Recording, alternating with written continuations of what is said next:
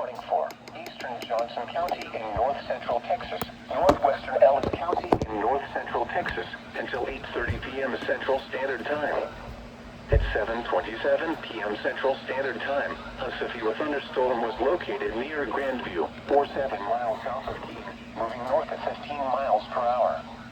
Hazard, 60 miles per hour wind gusts and half-dollar size hail.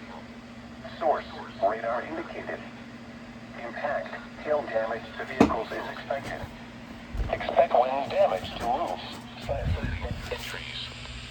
This severe thunderstorm will be near El Dorado around 7:45 p.m. Central Standard Time.